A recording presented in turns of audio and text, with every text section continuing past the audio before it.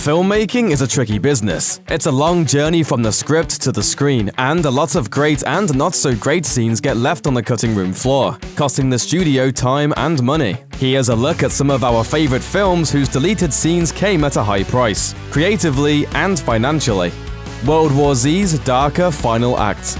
World War Z didn't just trim an expensive scene or two. This movie's entire third act was gutted and replaced in post-production. In the theatrical ending, the movie concluded with Brad Pitt's Jerry Lane wandering around a research laboratory and discovering the scientific solution to all the world's zombie problems. But in the original shoot, things were supposed to be a lot grimmer for our hero. Before the revisions, Jerry and his sidekick Segan would have made it to Russia to do a blockbuster-sized battle with zombies, and discover a method of undead defeat the old-fashioned way. But there was still trouble on the home front, as his wife and children were in North America, and she'd turned to prostitution to provide for her family, and ultimately shacked up with her former colleague, played by Matthew Fox. This would have culminated in Pitt's character questing across Siberia to make way to his now estranged wife, leaving room for what would have been a full-on trilogy of World War Z films. But the studio wanted a happier ending for the film and brought in a bunch of new creatives to rewrite and reshoot the third act. And everything else, including almost all of Fox's parts, were left on the cutting room floor, never to see the light of day. Not only did Paramount lose the money they'd already spent for the clipped scenes, but the reshoots ended up costing a whopping $25 million as well. And that, friends, is what you call a pricey pivot.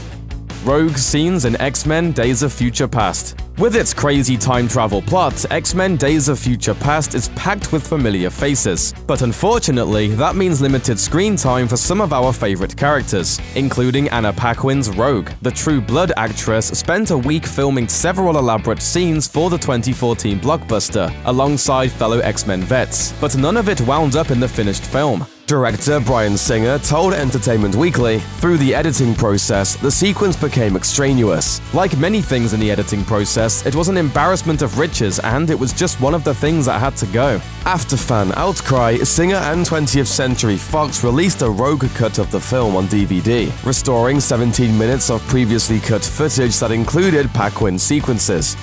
The original tragic ending of Little Shop of Horrors. If all had gone as director Frank Oz and screenwriter Howard Ashman had initially planned, this 1986 adaptation of the Broadway musical wouldn't have ended quite as happily. The pair intended to use the ending from the stage version of Little Shop of Horrors, with Audrey 2 eating Audrey and Seymour and terrorizing the world, but test audiences hated it. Beep, beep. Does it have to be human? Beep, beep. Does it have to be mine? Oz recalled to Entertainment Weekly, "For every musical number there was applause. They loved it. It was fantastic. Until we killed our two leads. And then the theater became a refrigerator, an icebox. In order to get the movie released, they needed better audience approval. So the elaborate 23-minute sequence, which cost a reported $5 million, was scrapped, and a new ending was shot with the two leads alive and well. Though a black and white version of the original ending was included on a 1998 DVD release. Full color footage was finally included in a director's cut edition Blu-ray in 2012.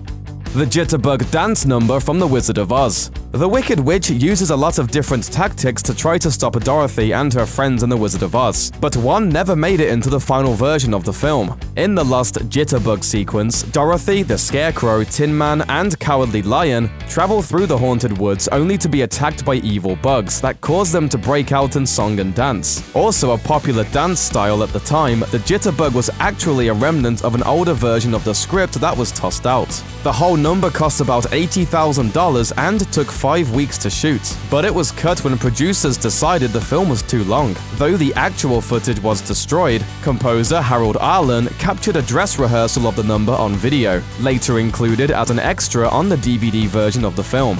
Maybe the original footage will turn up in a studio storage space like Dorothy's old ruby slippers did.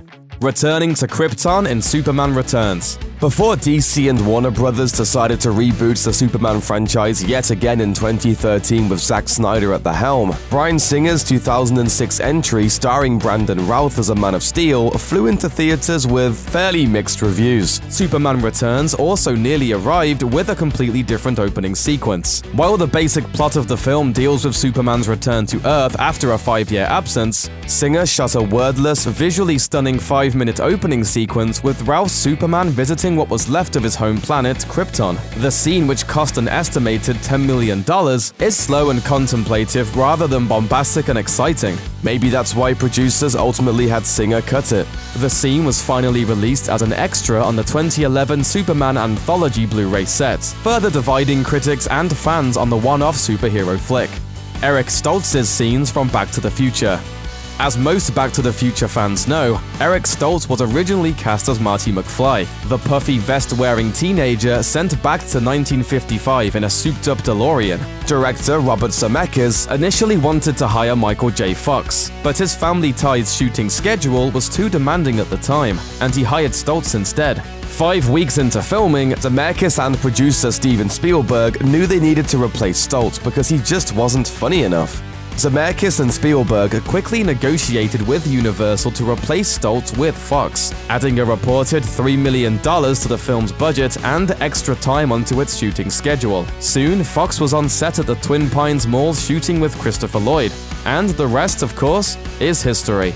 Great Scott. I know, this is heavy. Thanks for watching. Click the looper icon to subscribe to our YouTube channel. Plus, check out all this cool stuff we know you'll love too.